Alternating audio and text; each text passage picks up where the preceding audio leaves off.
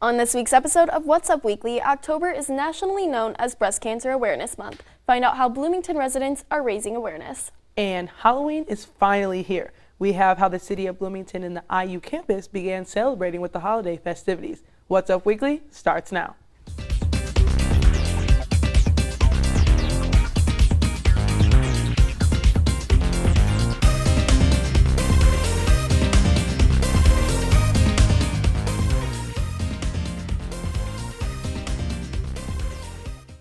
Hello and welcome to this week's episode of What's Up Weekly. I'm Kendall Yankowski. And I'm Amelia Miles. To start off this week's show, Bloomington families celebrate Halloween early on IU's campus. Kids were spotted along Jordan Extension trick-or-treating with Greek members. What's Up Weekly reporter Lexi Vanetti brings us more on the event. With Halloween around the corner, excitement for sweet treats is at an all-time high. Halloween is a time for people to dress up as something they have always wanted to be, but for the children of Bloomington, it is a time for them to be their favorite character, eat candy without being told not to, and parade through IU's campus. I'm standing outside celebrating Halloween early with trick-or-treaters as they parade down Jordan Extension. On October 24th, a family-friendly trick-or-treating experience took place in the Greek community at IU, known as Safe Halloween. The children dressed up as ghosts, princesses, and everything in between as they walked along North Jordan Avenue Extension. Unicorn. An angel. I'm a unicorn. Ava's a gypsy. I'm a gypsy. Hosted by the Interfraternity Council and Pan-Hellenic Association, children are provided a safe night out of treats. The families parade the streets to show college students their costumes and their love for Halloween. As much as the children love dressing up and receiving candy, the college students may love the visit from the kids even more. This has been an awesome experience so far. It's been so exciting to see all the little kids dressed up, and they're also excited to get the candy from us. And I just think this is an awesome way to get the community involved with Greek life. For What's Up Weekly, I'm Lexi Vanetti. This is an annual event for the IFC and PHA puts on to celebrate Halloween safely. For students and other residents of Bloomington, a more spooky approach is taken. Find out how students got a little scared after the break. The city of Bloomington celebrated Breast Cancer Awareness Month with their 21st annual Breast Cancer Awareness Walk. This past Saturday, What's Up Weekly reporter Evelyn Sanchez brings us more from the walk. City Hall was painted pink for Bloomington's annual Breast Cancer Walk on Saturday morning. People of all ages, including pets, joined together to bring awareness to breast cancer while celebrating survivors. The most exciting thing about this event is the survivors.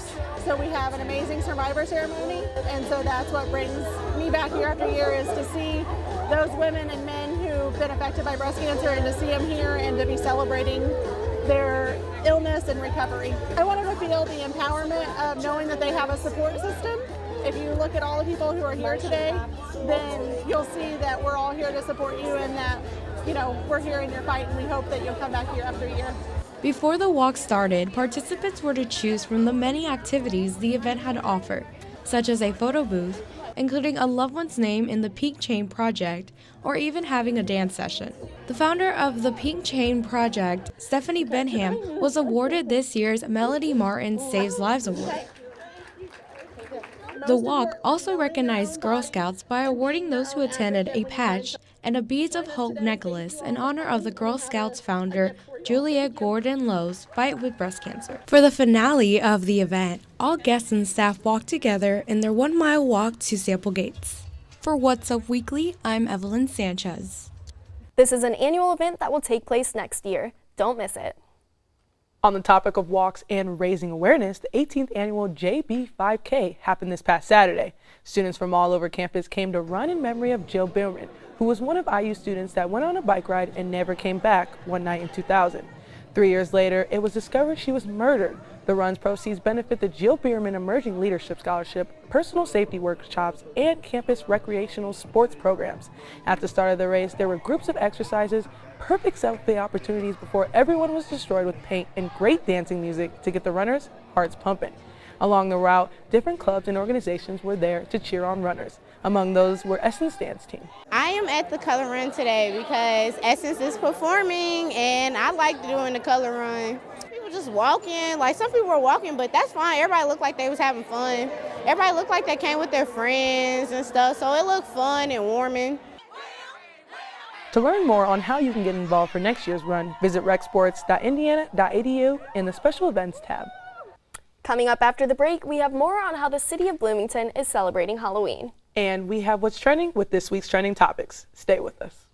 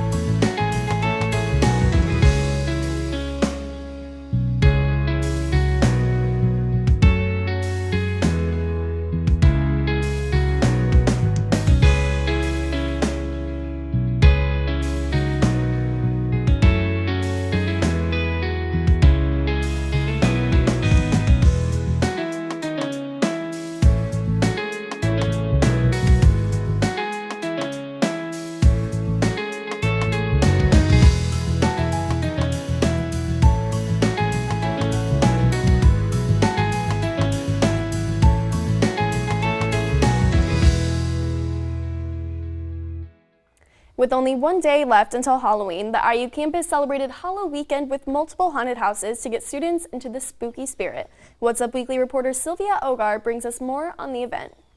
This Hallow Weekend, people filed into Wiley Hall to go on haunted tours. The Wiley Hall director was satisfied with the turnout. There are several objectives. One is to give the students the experience of working with our primary materials here and the stories and actually coming up with a narrative and a ghost story. Even the employees get a little spooked. Closing up the museum, we have to go in and shut all of the blinds. And when you're doing that and you pass the old mirrors, it can definitely feel as if you see movement behind you that wasn't from you. And oftentimes when you're walking down the stairs, it'll appear as if there's movement behind the railing. To confiscate for the creepy halls, there were snacks, movies, and haunted trivia games. I'm in the Wiley House barn where students and faculty of IU have put together a haunted tour for the public of Bloomington. Rich with history, the house is brought back to life with a lot of the original material still in the house. Not only has the Wiley House's rich history brought a great Halloween attraction to Bloomington, but it has brought Bloomington residents together to appreciate our first President's home. For What's Up Weekly, I'm Sylvia Ogar. Celebrities, they're just like us. They celebrate Halloween and they even dress up in costumes. Over the Halloween weekend, a ton of celebs were in Halloween parties dressed in their best get-ups. Among the best costumes were Sarah Hyland and Wells Adams dressed up as Taco and Princess Belle. Taco, Belle, yep. Genius. And the Riverdale co-stars Camila Mendes and Lily Reinhart dressed up as Napoleon Dynamite and Pedro. And my personal favorite was Nikki Hilton dressed up as her sister, Paris Hilton, in her iconic 21st birthday outfit.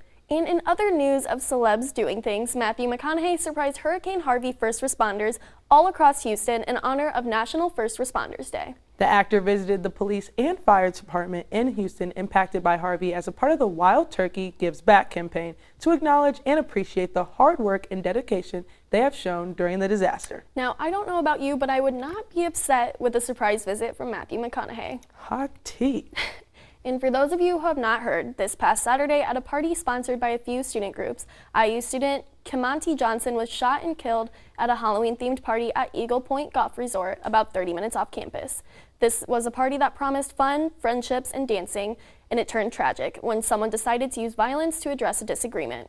Due to the disarray of madness that occurred due to gunfire, witnesses are trying to be gathered for question. In the meantime, we would like to take the time to express our deep condolences to the Johnson family and the IU community for this tragedy. We should not be at the time in a point in day and age to where we should use guns to handle a disagreement.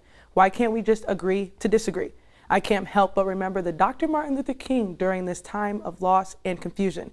He said the ultimate tragedy is not the oppression and the cruelty by the bad people, but the silence over that by the good people.